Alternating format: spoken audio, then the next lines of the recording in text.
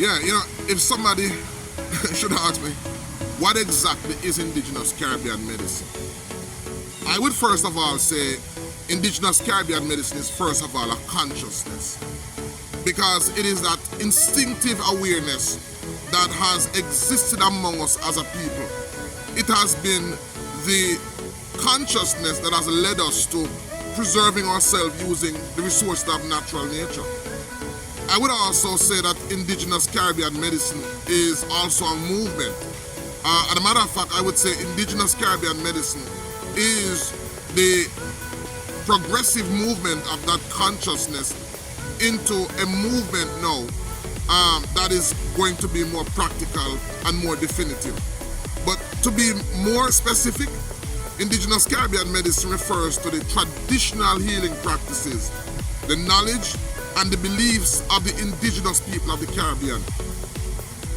Each Caribbean island has its own unique healing traditions, which is a combination of herbal medicine, spiritual rituals, and of course holistic practices or holistic approach.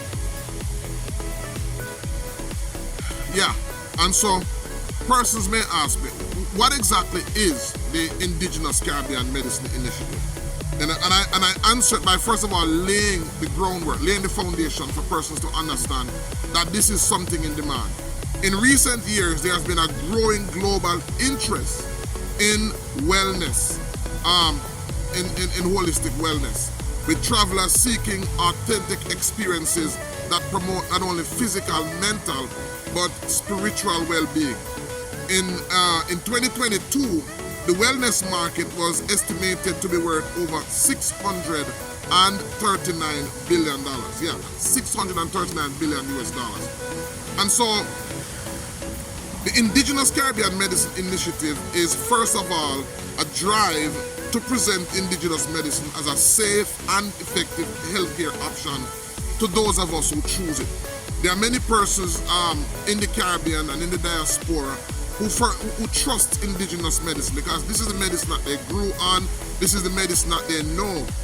Ironically, a lot of the persons who presently speak ill of Indigenous medicine, this was the only medicine that they knew when they were young, before they went into training, before they got educated. This is the medicine that kept them alive and kept them healthy to where they are now. Secondly, the Indigenous Caribbean Medicine Initiative is to make this medicine option available to members of the Caribbean diaspora as well as the world, as well as the value-added derivatives that will come from it. And thirdly, it is to promote, preserve, and protect the wisdom of our ancestors for generations to come.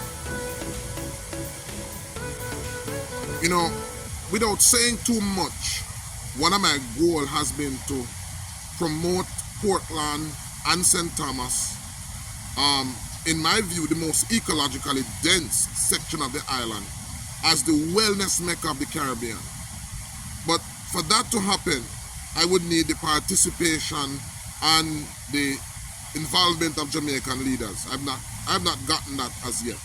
And so I've been searching, and my search has led me to share this vision with Chief Richard Curry, who is the visionary leader for the sovereign state of Akompo, one of the few maroon communities left in Jamaica. And this did not only resonate with him, but was his vision as well. And so my vision, my goal is to build the economy of a nation around the natural resources of that land, and to do it in such a way where it protects the environment and preserves the environment.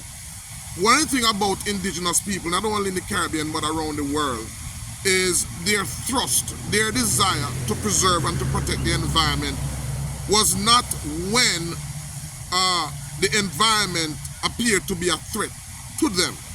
And so most of the world right now has jumped on this bandwagon about saving the environment. And this is only when most nations saw that climate change was affecting them. But before climate change was affecting indigenous people, they have always had a respect for nature, a respect for all living things.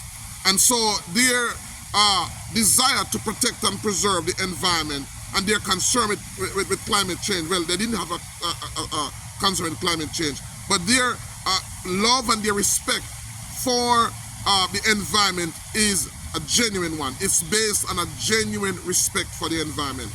And so this is the reason why it is so important that we understand this wisdom and that we respect the wisdom of indigenous people, because it is born out of that natural respect for nature. And so, as I share this vision with Chief Richard Curry, he saw it not only as an opportunity to protect the environment, but he saw it as a viable alternative to create opportunities for members of his community. So without saying too much, I would love for you to join us in the January 6th a compound celebration in 2024, where we plan to unveil and to fully share what exactly this initiative will mean for a compound, for Jamaica, and for the Caribbean at large.